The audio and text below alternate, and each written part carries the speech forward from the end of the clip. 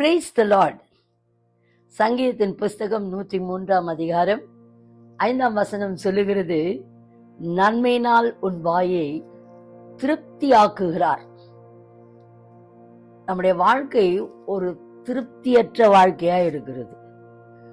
என்ன பணம் வந்தாலும், என்ன சோகம் கிடைச்சாலும், எவ்வளவு இருந்தாலும் நம்முடைய வார்த்தைகள் எப்படி இருக்கும் தெரியுமா? திருப்தி இல்லாத வார்த்தைகளா இருக்கும்.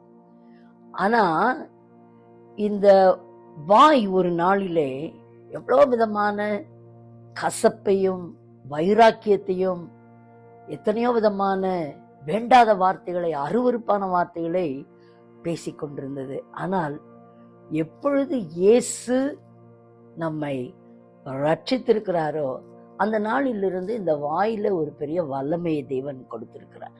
ஹல்லேலூயா. அது சொல்றாரு, நன்மையினால் உன் வாயை திருப்தி. என்ன நன்மை?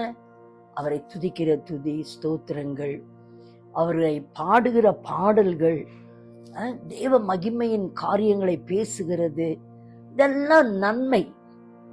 அந்த நன்மை மாத்திரம் இல்ல, சரியான சாப்பாட்டை சாப்பிடுறதுக்கும் ஆண்டவர் கிருபையை கொடுத்து அதிலும் நம்மை திருப்தியாக்குகிறார்.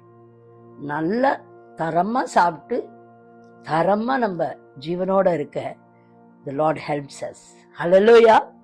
அடுத்தது அவர் சொல்றாரு, கழுகுக்கு சமானமாய் உன் வயது திரும்ப பால வயது போல் ஆகிறது. இன்னைக்கு ஒருவேளை வயசாயிடுச்சுன்னு நீங்க நினைக்கலாம்.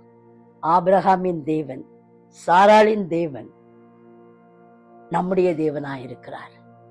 ஒருவேளை உங்க வயசுன்னு நினைச்சு உங்க நல்ல ஒரு காலங்களை இழந்து கொண்டிருப்பீங்க, சந்தோஷமான காலங்களை இழந்துகிட்டு இருப்பீங்க. உங்களுக்குள்ளே ஒரு வெறுப்பு வரும். ஆனா இன்னைக்கு உன் தூசியை விட்டு உதறி விட்டு எழும்பி ஓடு என்று கர்த்தர் சொல்லுகிறார். Your time has come. நினைக்காத, உன் வயதை அவர் திரும்ப ஒரு வாலிப வயதை போல அவர் மாற்றுகிற தேவனாயிருக்கிறார். நீ சாதிக்க வேண்டிய காரியம் அநேகம், போக வேண்டிய தூரம் அநேகம். May God bless you with this prophetic word today. Amen.